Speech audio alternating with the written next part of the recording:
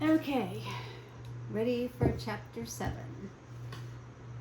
The Y.S.R.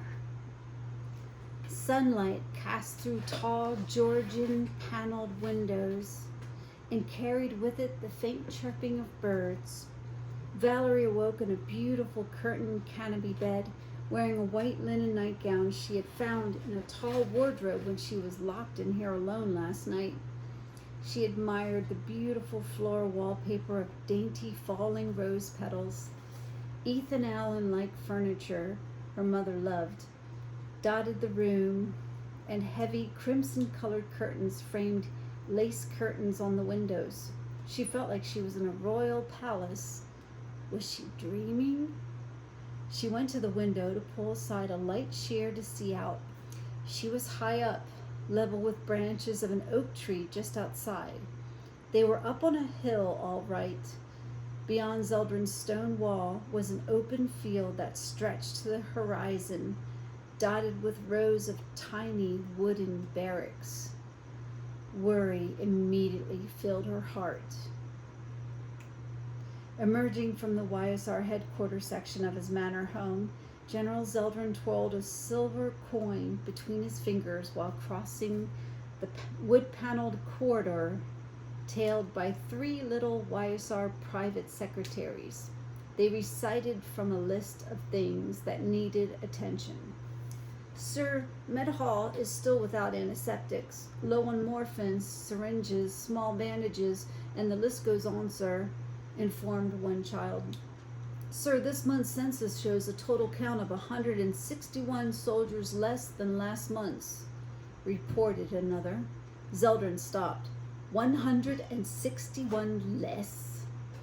Dead, sir. Starvation mostly, the child explained. The third secretary, a little girl, chimed in. Sir, Mess Hall still needs to know when the next supply of victuals will arrive, sir. Grow another garden, General Zeldrin suggested. What about livestock, sir? She pressed, to which he replied with an exasperated, kill squirrels. Squurs, their version of squirrels. A 5-year-old boy resembling East Indian natives softly added, What about sweets, sir? But the general closed himself inside his large den, leaving his junior officers outside nonplussed. Alone at last, he went to a large billiards table, its surface serving as a transmission screen when activated by the push of a button at one end of the table. At once, it displayed the Dream House ballroom, gathered again in this extravagant atrium of extravagant eloquence were the planetary leaders of all 7 system planets. At Zeldrin's command, the Dream House was holding them hostage for a spell, for when he could address them again. That time was now.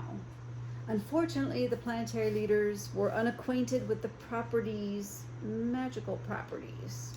They also were completely denied contact with their home worlds. Tension between the leaders was thick. Among them were several military officials of the combined planet's forces, the United Planetary Forces. One Dunlonian officer in his 70s, Colonel Sixton, approached their screen, showing Zeldrin. When he looked up into the mounted screen, the colonel was taken aback. His shock was quickly replaced by a look of bitterness. Captain Zeldrin, as he addressed the man on screen. That's General Zeldrin, Colonel, of the Universal Regime. You are an indignity and a disgrace to the military code, the colonel fired back, at which he watched General Zeldrin lower his head with a deep grin. Reasons you banished me, to be sure, but you've not seen the last of me on Dunlonia. I will return to my homeworld when it is mine. Zeldrin struck back. Over my dead body, Colonel Sixton threatened. That can be executed. Zeldrin fired in return. No, sir, it's you who will be executed. Sixten exploded. There was a moment of angry silence between them. The universal regime is a blasted tyranny. We will never surrender to it, Colonel Sixten resumed.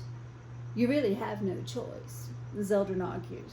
We will fight you with your own children. Surrender now to the universal regime, or you will all perish.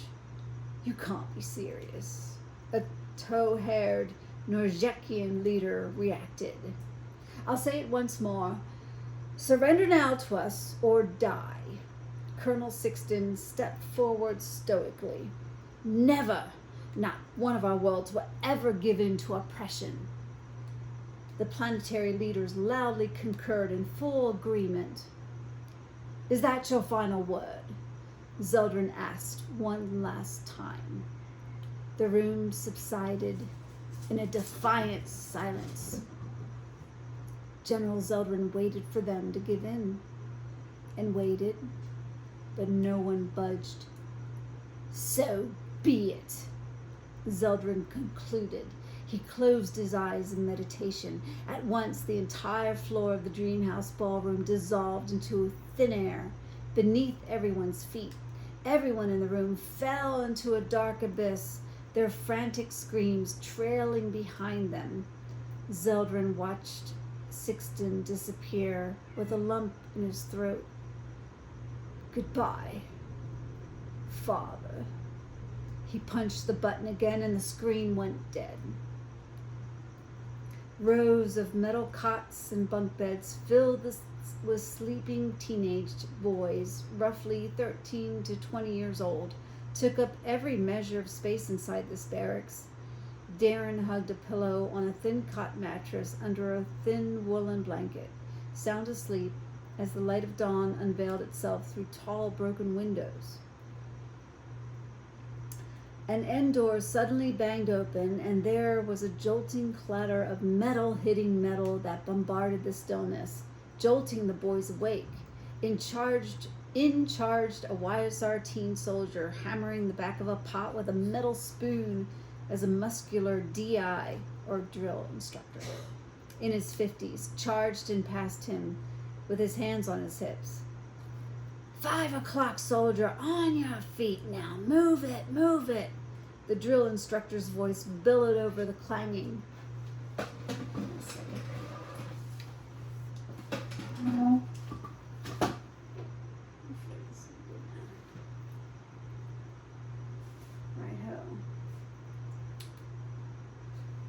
And it's still going. Of various creeds, even lengths of hair, the boys hustled out of their bunks to throw on black fatigues over uniform black underclothes and tied the laces of their combat boots. In less than a minute, they were making their beds as tight as rubber bands, which they confirmed by bouncing a pebble off of them. Darren, Jason, and Ryan groggily awoke. The drill sergeant went right up to them. His dark, wavy hair was peppered with gray under a decorated beret, and the insignia of a Y.S.R. sergeant marked his shirt. What are we, something special over here? Griped the sergeant, whose name was Gris. I said get up, you lazy puds, and give me 50. He yanked them out of bed, Ryan sleepily falling on the floor from the top bunk. We're musicians, Ryan yawned, trying to lift his head off the floor. We don't need to be in shape. The 3 newcomers, still in their civilian clothes, tried to do push-ups, but not without struggle. They were definitely out of shape. This can't be happening, Darren muttered as he strained to pull himself up for a 3rd push-up. Quiet! Gris kicked Darren's shoulder, making him collapse. His accent was coarse and hard to detect. Perhaps Latino, perhaps Italian. Spazza, Gris muttered under his breath. Is that all you can do? The girls under 8 can do more than that. Bunch of sops. Get up! Gris grabbed Darren by the collar of his jean jacket and pulled him to his feet. He tugged at his denim collar. This is history. He shoved Darren, Jason, and Ryan into a tight formation of soldiers standing at stiff attention. Darren fixed his eyes on the worn floorboards. Gris got in his face and pointed at his own eyes. "Your eyes should be right here," he ordered before addressing all three of them. "You are now soldiers of the Young Soldiers Regiment, and if you do not live up to our rules of conduct, you will be deemed useless, and your lives will be terminated. So I suggest you live up to being a soldier the Y.S.R will decide to keep. Do you understand this, soldiers?" "Yes, sir," Jason and Ryan answered immediately. Darren just stared at the floor. Gris leaned into his face again. "I asked you a question, soldier. You are expected to answer, 'Yes, sir.'" But Darren remained tight-lipped. And this did not deter the bear's eye. But he lowered his voice as he studied this mop-haired punk with a tinge of disgust in his eyes. "I've dealt with your kind before, boy. You live in your own world, and you think it should all be handed to you, and you shouldn't have to answer to anyone. Well, I'm gonna knock that thinking right out of your head. You cannot escape the order of life. Life is a system, and you are only a wheel in its machinery wherever you are put. And you are expected to function with all the rest of the wheels to make it work." He clutched Darren's jaw to get his attention, but Darren kept his gaze down until Gris tightened his grip so hard it hurt. Painfully, Darren finally looked at him. "And you will abide by this system by serving the universal regime, or you will perish. Do I make myself clear, soldier?" "Yes, sir," Gris forced out of Darren's painful jaw. "Good," Gris punctuated. From the second floor of the teen boys' barracks, Y.S.R soldiers leapt off small balconies at opposite ends of the barracks and like cats landed on their feet in a straight line. More tore out of the side doors of the first floor and completed the lineup. Darren, Jason, and Ryan, now dressed in Y.S.R uniforms, carefully climbed down a ladder built into the wall beside one balcony while the others waited. Already exasperated with these three, Sergeant Gris fired a laser pistol in the air, and the line of soldiers sprinted off into a wild field. Jason, Ryan, and Darren just stood there when ropes whipped around their torsos and dragged them off from a jeep of Y.S.R Special Forces officers that took off, pulling them in tow. Up ahead, clumps of ground opened as Y.S.R snipers surfaced, firing BB pellets at the running soldiers, who either deflected the shots with metal braces on their forearms and shins or leapt over them. Darren, Ryan, and Jason were dragged in this direction. They rolled side to side, trying to dodge stinging BBs that made them cry out in pain. Next, the unit of soldiers crawled under a mesh of barbed wire spread out a foot or so off the ground. A spinning gunwheel spewed laser pellets over the wires. Cut loose at the station, Darren, Jason, and Ryan lay on their faces like they were dead. The four men swerved to a stop. Y.S.R Lieutenants Sy, Desert, Geist, and Woofer climbed out of the jeep. Sergeant Gris approached them, pointing at the three boys on the ground. "What are you doing to my men, Lieutenant?" "We thought they might need some help." "We thought they might need some help," said Sy, grinned, adjusting his eye patch on his left hypnotic eye. "Hope they ain't," not him again, "hope they ain't dead." Gris frowned as he headed for the lifeless newcomers. "Get up, soldiers, under the net. You so much as kneel up in there, and your heads'll be rolling. Now move it." Darren and his pals, aching all over, pushed themselves up onto elbows and knees. They crawled under the wire mesh as laser pellets flew overhead like a swarm of locusts. Geist's doppelganger mysteriously appeared behind the spinning gunwheel, while the real Geist stood with his mates. The doppelganger Geist took hold of the wide wheel and tilted it downward after the rest of the Y.S.R. soldiers had crawled out. The laser pellets cut through the wires, splitting them. Then the ghostly image of Geist dissipated. Darren, Jason, and Ryan felt like they were being stung by a swarm of bees. They cried in anguish, and something snapped in Darren. A surge of anger and determination that pushed him with a vigor he never knew before. When they made it past the spinning gun wheel, they collapsed in throbbing pain. With a good grip, Lieutenant Cy yanked Darren to his feet, only to be startled by the silver Star of David charm around Darren's filthy neck. A look of shock came over Cy. He just stared at it. Finally, he ripped it off Darren. "Where did you get this?" he demanded to know. Darren was now stumped. What was this to him? "My mom gave me that. Give it back," Darren panted, frantic. Cy tightened his grip around Darren's throat, making him gag. "Do it, Cy!" Lieutenant Desert yelled from a short distance. Gris approached them swiftly. "Lieutenant, release my man at once. Lieutenant Cy!" Cy squeezed Darren's throat, making Darren gasp for air. "Kill him, Cy," Desert urged him, watching Gris approach.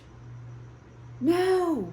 Jason yelled, standing up, but Des forced Jason back down in a ring of laser fire from his pistol. Gris passed Jason on the ground. "These are my men, Lieutenant. You do not have my permission to kill them. Permission denied. Lieutenant!" "As you wish, Sergeant." Cy let go of Darren, who fell to his knees, gulping for air. Jason hid his head in his arms with relief. "But we're not finished," Cy added, and kicked him.